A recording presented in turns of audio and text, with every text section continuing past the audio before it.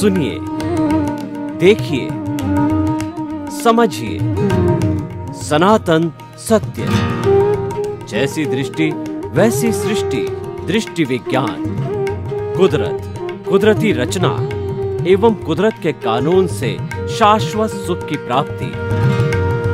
जोधपुर के परम पूज्य महात्मा उपासक प्रोफेसर डॉक्टर सोहन राज तातेड़ के निर्देशन में सनातन सत्य।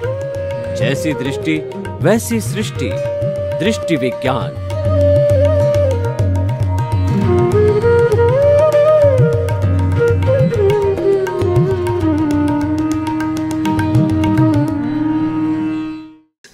भाई और बहनों, मातृशक्ति को नमन। स्टूडियो में आपका हार्दिक स्वागत है, अभिनंदन है, सत्कार है।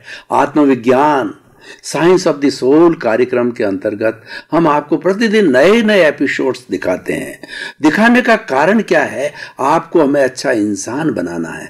आत्मविज्ञान कार्यक्रम जगत कल्याण का काम करता है, जय जगत का काम करता है। समस्त जीवों को सुख मिले, शांति मिले, आनंद मिले और उनको एक सही दृष्टि मिले, उनको कुदरत का कानून, सनातन सत्य और कुदरती रचना और कुदरत के बारे में जानकारी मिले, ताकि कि वो अपने जीवन को धन्य बना सकें। तो इसी क्रम में आज हमारा जो विषय, बहुत सुंदर विषय है, वह सुंदर विषय है भाव परमाणु सिद्धांत। भाई और बहनों, हमारे जैन दर्शन के अंदर या भारतीय संस्कृति में दो शब्द आते हैं, द्रव्य भाव भेदानी। दो भेद आते हैं, एक भाव और दूसरा द्रव्य।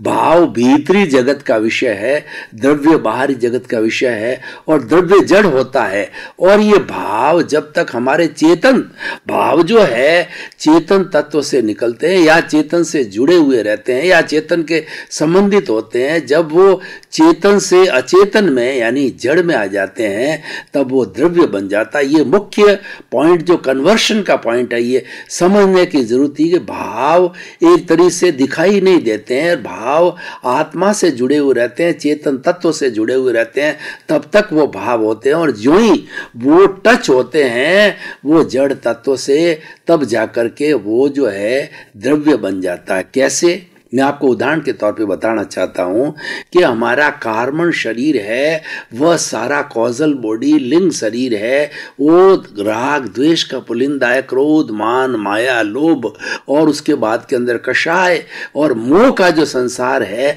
कॉजल बॉडी है, वही हमको इस संसार में भटकाती रहती है। वही अज्ञान है, और ये अज्ञान है हमारे शरीर और आत्मा के बीच में वेल्डिंग का काम करता है, जोड़ने का काम करता है। इसी कारण से भवांतर से शरीर और आत्मा जुड़े हुए हैं, और आत्मा को मुक्त नहीं होने देते, शरीर को मुक्त नहीं होने देते। शरीर जड़ पदार्थ है, ये जड़ पदार्थ में ये भी शाश्वत सत्य है। ये भी जो एक छोटा से छोटा जो जड़ का परमाणु तत्व है वो शाश्वत है, वो प्योर है। वो जड़ प्योर है, और जिस तरीके से हमारी आत्मा जो प्योर होती है वो सिद्ध बुद्ध मुक्त होती है, वो अनंत ज्ञान वाला होता है, अनंत दर्शन वाला होता है, अनंत शक्ति वाला होता है, अनंत सुख का धाम। इसकी बहुत सी क्वालिटी, वो अमूर्त है, उसके शरीर नहीं होता। और इसी तरीके से परमाणु होता है, वो विशुद्ध फॉर्म में होता है और वो जड़ का प्रतिनिधित्व करता है। और जब एक से दो परमाणु मिल जाते हैं, द्वि परमाणु, चार परमाणु, फिर अणु बनते हैं, एक से दो मिलते ही वो अशुद्ध हो जाते हैं। उसी तरीके से आत्मा और शरीर मिलकर के दोनों अशुद्ध हो जाते हैं। दोनों सेपरेट सेपरेट रहे, परमाणु जड़ और चेतन सेपरेट सेपरेट रहे, तो परमाणु और मूल आत्मा दोनों शुद्ध रहते हैं। तो भाई और बहनों, हमें भाव और द्रव्य को बहुत अच्छी तरह से समझना है कि हमारे जो कार्बन शरीर वो जड़ है और हमारी आत्मा चेतन है। अब ये दोनों फेविकॉल की तरह या राग द्वेष के जो है वो वेल्डिंग की तरह जुड़े हुए हैं। तो जुड़े हुए रहते हैं, तो इन दोनों के अंदर मल युद्ध चलता रहता है। तो जब कर्म उदय में आता है, और जब उसको उदय कहते हैं, प्रारब्ध कहते हैं, तो प्रारब्ध में आते ही जो है वह कर्म शरीर से जुड़ा होने के कारण कर्म शरीर हावी रहता है। और जब वो उदय काल आता है तो हावी रहने पर जो है वह अपना रूप दिखाता है, अपना जो है वो जो चार प्रकृतियां कर्म की, जो कौन सी बंद जो चार प्रकृति स्थिति प्रदेश अनुभाग जब उदय में आता है तब वो अपना चमत्कार दिखाता है, अपना रस दिखाता है, वो अनुभाग दिखाता है। तो ये सारा जड़ करता है। लेकिन जब ये उदय काल नहीं होता है और आत्मा अपनी अवस्था में होती है तब उस अवस्था को क्षोभसम कहते हैं।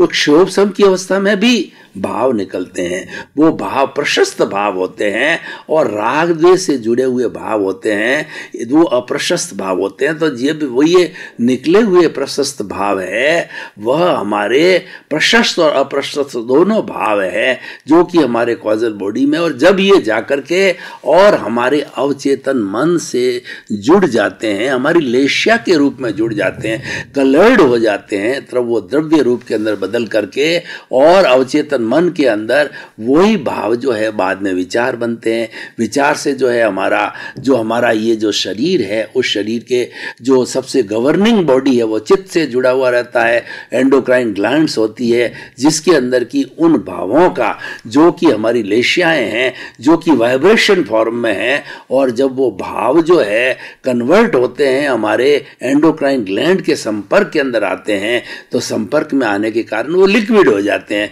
और वो लिक्विड है वह जो है चेतन के को बता करके और चेतन तत्व के और हमारे जो अवचेतन मन से निकलने वाले हैं चित्त को बता करके या चेतन मन को बता करके वह संपूर्ण जो ब्लड के अंदर सर्कुलेट हो जाता है और सारे वो विचार रूप के अंदर एंडोक्राइन ग्लैंड्स में आते ही वो लिक्विड फॉर्म में विचार में बदल जाते हैं और हमारा मन एक्टिव हो जाता है, बुद्धि एक्टिव हो जाती है। और वो विचारों का मन है, भाव को नहीं पकड़ सकता, मन विचारों को पकड़ता है। तो भाव की जो अवस्था होती है वो दिखाई नहीं देती है। वो एक तरीके से, क्योंकि आत्मा से जुड़ी हुई चीज होती है, आत्मा अमूर्त है तो भाव भी अमूर्त होते हैं, लेकिन वो निश्चित तौर से जो है द्रव्य के अंदर जड़ के साथ मिलते ही वो विचार बनते ही फिर उसके बाद के अंदर ब्लड में मिल करके फिर उसके अनुसार आचार होता है, फिर उसके अनुसार व्यक्तित्व बनता है और व्यक्ति उसके अकॉर्डिंग टू काम करने लग जाता है। इसीलिए कहा जाता है कि बुद्धि कर्मानुसारिणी होती है और जैसा भीतर से भाव पक्ष में से गंगोत्री में से जैसे भाव जो है बाद में जाकर के विचार बनते, उसके अकॉर्डिंग ही हमारा सारा जीवन जन्म से मृत्यु तक चलता है। तो भाई और बहनों देखिए, भाव परमाणु, ये कौन से परमाणु है? चेतनामय परमाणु है, क्योंकि हमारी जो चेतना है वो आत्मा है। उसकी परिभाषा है कि असंख्य चेतनामय परमाणुओं के पिंड को आत्मा कहते हैं। तो ये आत्मा से जुड़ा हुआ जो तत्व है भाव है, इसलिए भाव परमाणु भी चेतनामय होते हैं, लेकिन निश्चित तौर पे जो है वो फंक्शन में आने के लिए वो जड़ रूप में बदल जाते हैं। तो हमारे आत्मविज्ञान के हिसाब से हम आत्मा जो होती है उस प्रतिष्ठित आत्मा के भी तीन भाग करते हैं। प्रतिष्ठित देखिए, मूल आत्मा होती है वो परमात्मा होती है, वो किसी भी तरह का जो है कोई क्रिया नहीं करती है, वो तो अपने स्वभाव में रमण करती है, उसी का नाम मोक्ष है। वो भीतर में मूल आत्मा जो है वो स्वभाव में ही है, उसके नाम अलग अलग है। उसके नाम क्या होता है? जीव आत्मा होती है, अंतरात्मा होती है, और परमात्मा जो मूल स्वरूप है वो परमात्मा कहलाती है। और उसके बाद जो फंक्शन करती है उसको हम प्रतिष्ठित आत्मा कहते हैं, कि वही प्रतिष्ठा कराती है। प्रतिष्ठित आत्मा को हम तीन भागों के अंदर बांट सकते हैं। मूल जो दो भाग होते हैं, चार्ज प्रतिष्ठित आत्मा और डिस्चार्ज प्रतिष्ठित आत्मा। डिस्चार्ज प्रतिष्ठित आत्मा होती है वो मैकेनिकल होती है, यानी सारा वो जो है जड़ रूप के अंदर जो है हमारे कर्म उदय में और प्रारब्ध में आते हैं, और उसके अनुरूप जो है ये मनुष्य का जीवन चलता रहता है। ये फिल्म चलती रहती है, जन्म से मृत्यु तक की जितनी भी फिल्म होती है ये जड़ रूप में चलती है। और ये प्रतिष्ठित आत्मा का जो राग द्वेष से जुड़ा हुआ हमारे 8 तरह के कर्म है, वह उदय और प्रारंभ के अनुरूप ही जो जैसे कॉजेस डाले होते हैं उसके अनुरूप ही जो है वो हमको जो कर्म फल मिलता है, कर्म परिणाम मिलता है, और उसके अनुरूप ही सुख दुख की अनुभूति होती है। ये मैकेनिकल पार्ट है। तो ये हमारा प्रतिष्ठा करने वाली आत्मा, प्रतिष्ठित आत्मा, राग द्वेष आत्मा है, वह जो है वो उसका डिस्चार्ज पार्ट है, वो इस जीवन के अंदर चलता रहता है, मैकेनिकल है।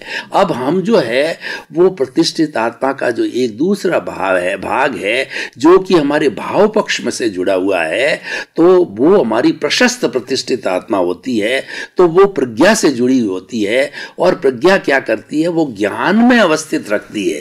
तो जो ज्ञान में अवस्थित रखने की बात को जो है वह भी प्रतिष्ठित आत्मा ही करती है, क्योंकि मूल आत्मा तो अक्रिया है और उसकी प्रतिनिधि जो है जब ज्ञान मिल जाता है तो उसकी प्रतिनिधि प्रज्ञा को जोड़ती है। तो प्रज्ञा जो है वह भी भाव पक्ष है, तो वो द्रव्य में मैं नहीं बदल सकता, उसको द्रव्य में बदलने के लिए वह प्रतिष्ठित आत्मा के संपर्क में आती है और वह भाव पक्ष जो है वह प्रतिष्ठा करने लग जाता है। क्या प्रतिष्ठा करता है कि मैं तो शुद्ध आत्मा हूं। शुद्ध आत्मा का अर्थ हुआ मैं परमात्मा हूं, और परमात्मा तत्व जो है वह अपने स्वभाव में रमण करता है। तो उसको उसकी जानकारी करने के लिए वह जो प्रतिष्ठित आत्मा के संपर्क के अंदर आता है वो और उसके अंदर प्रज्ञा लाती है, और प्रतिष्ठित आत्मा जो है चिंतन करने लग जाती है कि सारा जो मन से बोल के करती है, चाहे वो प्रतीति के रूप में करती है, चाहे वो अनुभव के रूप में करनी है, तो सारा जो है जितना भी किसी भी एंगल से देखो ये अपने स्वभाव में रमण करना अपना पुरुषार्थ है। और पुरुषार्थ जो है हमारी मूल आत्मा नहीं करती, पुरुषार्थ जो है हमारी प्रतिष्ठित आत्मा करती है। और जो ये पुरुषार्थ है वह प्रशस्त जो है वह हमारा जो प्रज्ञा से जुड़ा हुआ प्रशस्त है, लेकिन होता है प्रतिष्ठित आत्मा के द्वारा। इसीलिए हम कहते हैं जितना भी भाव पक्ष है और जितना भी जो पुरुषार्थ है हमारा वो प्रतिष्ठित आत्मा करती है। मूल आत्मा पुरुषार्थ और परिणाम दोनों से मुक्त है। और जितना जितना मैकेनिकल पार्ट है, जो हमारी जो डिस्चार्ज आत्मा का मैकेनिकल पार्ट है वह जो है सारा डिस्चार्ज है वो प्योरली जड़ है, मैकेनिकल पूरा जड़ है। इसीलिए वो डिस्चार्ज प्रतिष्ठित आत्मा कहलाती है। और प्रशस्त रूप में जब प्रज्ञा के साथ जुड़ी हुई होती है तो वो प्रशस्त जो है हमारा जो है पुरुषार्थ कहलाता है। और उसके बाद के अंदर अगर वह राग द्वेष से जुड़ जाता है, अप्रशस्त हो जाता है, तो वो चार्ज प्रतिष्ठित आत्मा है, जो इस जन्म में जो चार्ज होगी अलग जन्म दूसरे जन्म के अंदर वो द्रव्य में बदल करके जो हमारे जितने जितने भी कॉजेज है वो भाव पक्ष होता है, वो भाव कर्म कहलाते हैं। इसीलिए देखिए भाव को समझना बहुत जरूरी है। वो भाव कर्म है, अगले जन्म में जो ही जन्म लेते ही जो है उसका परिणाम रूप में कन्वर्ट होने के लिए वो द्रव्य में बदल जाते हैं। तो सारा जितना परिणाम है वो द्रव्य है, और वह जो है वो सारा जो है जड़ है, और वो प्रतिष्ठित आत्मा का डिस्चार्ज पार्ट है। तो आज का जो हमारा विषय है भाव परमाणु सिद्धांत, ये हमारी प्रतिष्ठित आत्मा का जो भाव पक्ष है, प्रज्ञा का पक्ष है। प्रतिष्ठित आत्मा के दो पक्ष है, एक की तरफ प्रज्ञा जुड़ी हुई है, दूसरी तरफ अज्ञा जुड़ी हुई है। अज्ञा के अंदर राग द्वेष होता है, और प्रज्ञा दूसरे छोर पर जो प्रज्ञा होती है वह क्या है कि वो ज्ञान की प्रेजेंस हर वक्त कराती रहती है। और जिसने ज्ञान लिया होता है वहां पर ये सिर्फ डिस्चार्ज आत्मा होती है, चार्जिंग का काम बहुत कम होता है, प्रशस्ति चलता है, क्योंकि उसके जो है चार्जिंग पॉइंट ज्ञान लेते ही उसके मन वचन काया की बैटरियां चार्जिंग होना बंद हो जाता है। यानी जो हमारा भविष्य का जो है कर्मों का बंधन है वो रुक जाता है। मात्र जो है ये प्रतिष्ठित आत्मा डिस्चार्ज प्रतिष्ठित आत्मा के रूप में रहती है। और ये बर्फ की शिला की तरह जो है हम जितने हम भव करेंगे उतने भवों में ये बर्फ की शिला जो है पिघलती रहेगी। उस पिघलती हुई अनंत जन्मांतर के कर्मों को भुगतने के लिए, क्योंकि भुगतान आवश्यक है। देखिए जब तक भुगतान नहीं होता है, छुट्टी नहीं होती है। मैं आपको उदाहरण देना चाहता हूं, अगर आपका बैंक अकाउंट है, सेविंग बैंक अकाउंट है, जब आप पैसे जमा कराते हैं तो क्रेडिट होता है, और जब पैसे निकालते हैं जब वो डेबिट होता है। मान लीजिए 20,000 का आपका अकाउंट है, 10,000 निकाल दिए, तो 10,000 को निकालते ही वो डेबिट हो जाता है और क्रेडिट बोलता है, फिर 10,000 है, वो 10,000 बाकी के भी आपने निकाल दिए तो डेबिट हो जाता है और हमारा बैलेंस जीरो हो जाता है। ये जो जीरो बैलेंस की स्थिति होती है, ये संपूर्ण डिस्चार्ज की स्थिति होती है। ये हमारी सारा जो बर्फ की शिला की तरह हमारे जन्म जन्मांतर, क्यों नहीं तो बंधन हो नहीं रही है। आश्रव की प्रेजेंस हर वक्त, संवर की प्रेजेंस हर वक्त रहती है। आश्रव को हटा दिया जाता है, राग द्वेष की थैली को हटा दिया जाता है, तो आश्रव के हट जाने के कारण ये हमारा जितना होता है वो डिस्चार्ज आत्मा अपना काम करती रहती है और संपूर्ण रूप से जब ये सारा डिस्चार्ज होकर के जीरो हो जाता है तो जीरो होने के बाद में ये दोनों के बीच का वेल्डिंग टूट जाता है। हमेशा हमेशा के लिए अज्ञान रूपी वेल्डिंग है वो हमारे सम्यक दर्शन सम्यक ज्ञान के कारण जो है हमेशा हमेशा के लिए टूट जाता है। और जब टूटता है तो टूटते ही जो है हमारा ये जड़ शरीर है वो जड़ में जाकर के इस कॉस्मोस में जाकर के पृथ्वी पृथ्वी में जल जल में अग्नि अग्नि में वायु वायु में और आकाश आकाश में समाहित हो जाता है। और हमारा जो ऑलरेडी भीतर बैठा परमात्मा जो शुद्ध है लेकिन वह जो अटका हुआ था वो इस वेल्डिंग के कारण बंधा हुआ था, अब वेल्डिंग टूट गई है तो स्वतंत्र हो गया है। और जब वो स्वतंत्र होता है तो उसको किसी भी शरीर में नहीं रहता है और वह सिद्ध बुद्ध मुक्त होकर के सिद्ध शिला में विराजमान हो जाता है हमारा शुद्ध आत्मा। और सिद्ध शिला के अंदर एक बार प्रभु विराज गए, हमारे परमात्मा विराज गए, हमारे भगवान विराज गए जिसको हम ईश्वर कहते हैं, तो वापस इस जन्म मरण की श्रृंखला जो चार्ज डिस्चार्ज की जो श्रृंखला है, राग द्वेष की जो श्रृंखला है जिसको हमें संसार कहते हैं, 84 लाख जीवा योनि की भटकन कहते हैं, उसमें एंट्री नहीं होती है। और सिद्ध शिला में वो अशरीरी होकर के अनंत ज्ञान वाला, अनंत दर्शन वाला, अनंत शक्ति वाला, अनंत सुख का धाम, अक्षय शाश्वत सुख रहता है। वो सुख रहता है जिसके बाद में कोई दुख आता नहीं है। हमारा ये जो जीवन है इसके अंदर जो चार्ज और डिस्चार्ज दोनों चलते रहते हैं और उसके बाद में सुख और दुख की अनुभूति होती रहती है। जब हमारा उदय काल प्रारंभ जो है वो हमारा पुण्योदय का होता है तो हमारे सुख की अनुभूति आती है। और हमारा वो अगर पुण्य काल जो है हमारा जो उदय भाव है वो पापोदय का है तो हमें दुख की स्थिति पैदा होती है। और ये सुख और दुख के पलड़े में हम जीवन भर जन्म जन्मांतर से जो है हम घूमते आए हैं, लेकिन हम चाहते हैं कि हमें ये बार बार झूलना अच्छा नहीं लगता है। हमें एक स्थिर स्थायी तत्व की आवश्यकता होती है जिसको हम मोक्ष कहते हैं। तो वो मोक्ष की प्राप्ति करने के लिए जो हमें सारा प्रयत्न करना पड़ता है, हमें सबसे पहले सम्यक दर्शन की प्राप्ति होनी चाहिए। सम्यक दर्शन की प्राप्ति करने के लिए गुरु की आवश्यकता होती है और उसके साथ साथ में ज्ञानी पुरुष की भी आवश्यकता होती है।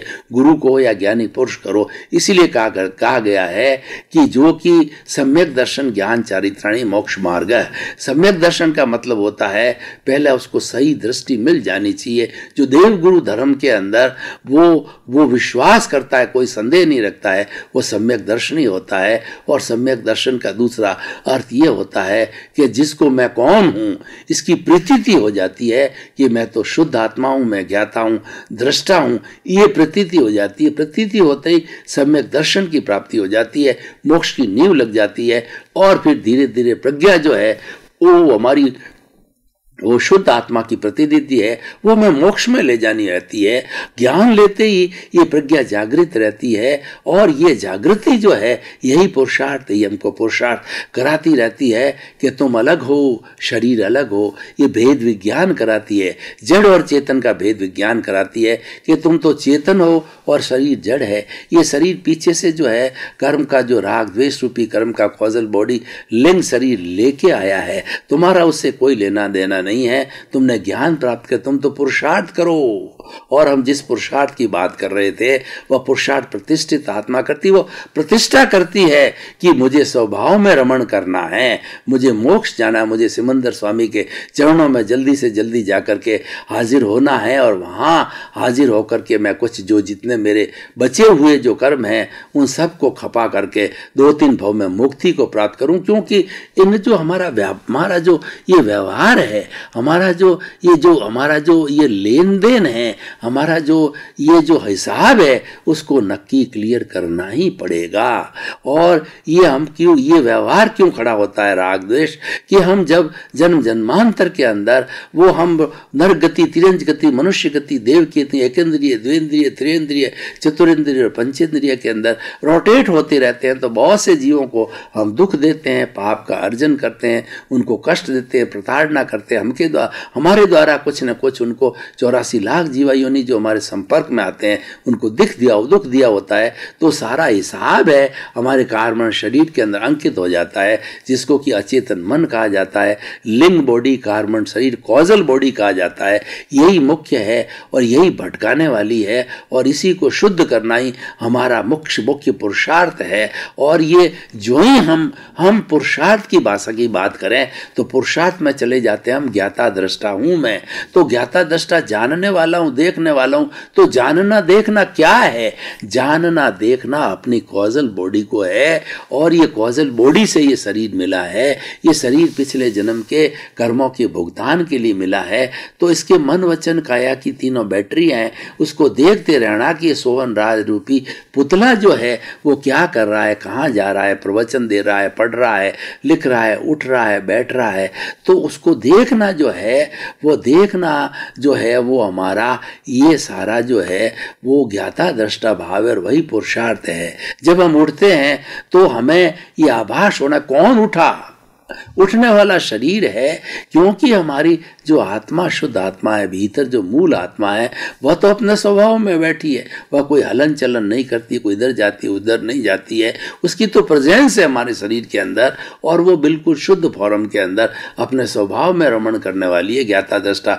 तो ये सारी जो प्रवृत्ति उठता है, ये सोहन राज रूपी पुतला उठता है, खाता है, ये पीता है, ये पढ़ता है, ये लिखता है। और क्यों करता है? ये करता है कुदरती रचना और कुदरत के कानून के अंतर्गत करता है कि हम पिछले जन्म के अंदर जो कॉजेज हमने जो भाव किए हैं, जैसा भाव वैसा भव, और इसीलिए भाव मत बिगाड़ो, भव बिगड़ जाएगा। तो जैसे भाव किए होते हैं, उस भाव का जो कन्वर्शन होकर के और द्रव्य फॉर्म के अंदर उसके कॉजेज जो भाव है वो कॉजेज रूप में है, जब ये बदलते हैं और सारे भाव जो कॉजेज जब इकट्ठे कर लिए जाते हैं चार्ज होकर के, तो वही जो है हमारी जो चार्जिंग प्रतिष्ठित आत्मा है, वो अगले जन्म में जाकर के द्रव्य कर्म के रूप में डिस्चार्ज प्रतिष्ठित आत्मा होती है, और उसकी अनुरूप चलता रहता। भाई और बहनों, ये बहुत भाव परमाणु सिद्धांत मैंने जो विस्तार से बताया, बहुत ही सुंदर, ये गंगोत्री है, ये हमारा रूट पॉइंट है, ये हमारा अल्टीमेट ट्रुथ है, जो कि हमें समझना होता है कि आखिर सारी प्रक्रिया होती कैसे है। और इसके अंदर हम गहराई से जाकर के ये भाव परमाणु सिद्धांत को जो हम समझने लग जाएंगे, ये इंटेलेक्चुअल स्टेज है, और ये इंटेलेक्चुअल स्टेज को समझने चले जाएंगे तो हमें एकदम सीधा सीधा रास्ता मिलना चालू हो जाएगा कि आखिर में ये मूल का इसका सोर्स कहाँ है, उद्गम इससे जो स्रोत कहाँ पर, उस स्रोत का पकड़ने के लिए हम भाव परमाणु सिद्धांत की इतनी व्याख्या करते हैं। तो भाई और बहनों, इसकी एप्लीकेशन को हम देखें तो एप्लीकेशन होती है हमारे इस जड़ शरीर पर होती है, क्योंकि मन वचन काया से जो है वो सारा संसार चलता है, और मन वचन काया और इसकी समस्त अवस्थाओं से मुक्त दशा में शुद्ध आत्माओं वो जो अक्रिया है, लेकिन ये भुगतने वाला, करने वाला, हिसाब को नक्की करने वाला ये है। इसके सामने बहुत से जो है निमित्त आते हैं, क्योंकि सारा जो संचालन है वो कुदरत करती है, वो व्यवस्थित शक्ति करती है, वो साइंटिफिक सर्कमस्टेंशियल एविडेंसेस करती है, कुछ भी कहिए उसके पर्यायवाची नाम है, वही करती है। वो कहती है कुदरत कि मैंने जो ये जो शरीर जो मैंने दिया है, इस शरीर को देने के बाद मैं कर्ता भाव, कर्ता बनने की इसको कोई पावर नहीं दी है। ये तो सफरर है, और सफरर को जो है वो सफरर का जो है वो क्रिएटर भी मैं ही हूँ, और जो दूसरा जो ऑपरेटर भी मैं ही हूँ, और दूसरा डिस्ट्रॉयर भी मैं हूँ। यानी शरीर की तीनों अवस्था, क्रिएशन और डिस्ट्रॉय और जो है ऑपरेशन, तीनों अवस्थाओं का जो है अवस्थाओं में संजोग स्वयं जुटाती हूँ। उसको कर्ता बनने की मैंने कोई पावर नहीं दी है। तो हमें स्वयं को, भाई और बहनों, आपका बहुत बहुत धन्यवाद। आप आत्मविज्ञान कार्यक्रम से जुड़े रहिए। आत्मविज्ञान कार्यक्रम बराबर रोज प्रतिदिन है, गहराई में ध्यान से सुनते रहिए, क्योंकि इसके अंदर वो बातें बताई जाती है, इंटेलेक्चुअल बातें बताई जाती है, जो आपके जीवन को अच्छा जीवन बना सकती है। आपको ऐसे भीतरी तत्वों की जानकारी दिलाती है कि उस तत्वों को प्राप्त करके आप सम्यक दर्शन, राइट विजन प्राप्त करके आप जो है अपने जीवन को अच्छा धन्य बना सकते हैं, बाह्य जीवन को और भीतरी जीवन के अंदर धीरे धीरे आप सिद्ध बुद्ध मुक्त होकर के शाश्वत सुख को भी प्राप्त कर सकते हैं। तो आपके प्रति मंगल भावना, शुभकामना, आपका जीवन आनंदमय हो, मंगलमय हो, सुखमय हो, आपके प्रति मंगल।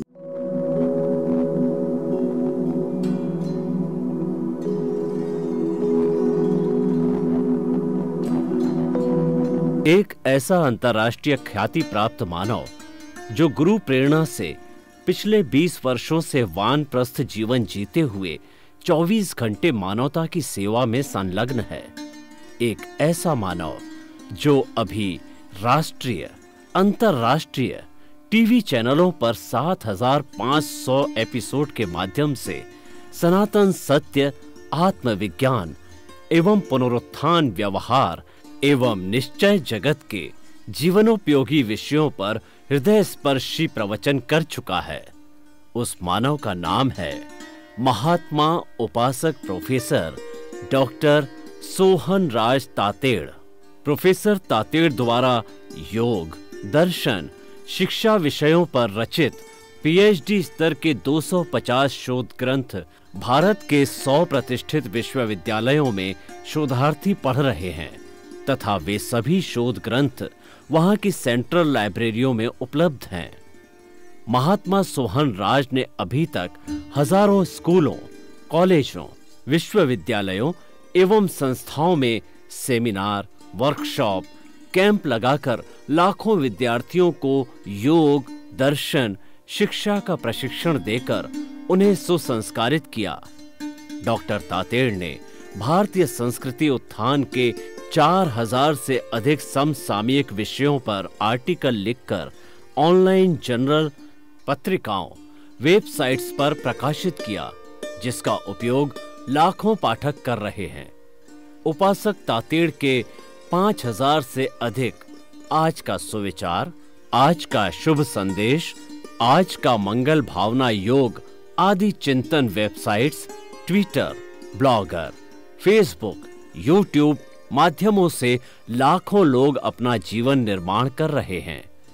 मानवता के मसीहा ऐसे महामानव महात्मा सोहन राज तातेड़ के प्रोफाइल को अभी तक विश्व के 20 लाख दर्शक यूट्यूब पर, 12 लाख गूगल पर एवं लाखों दर्शक फेसबुक, ब्लॉगर, ट्विटर और इंस्टाग्राम पर देख चुके हैं।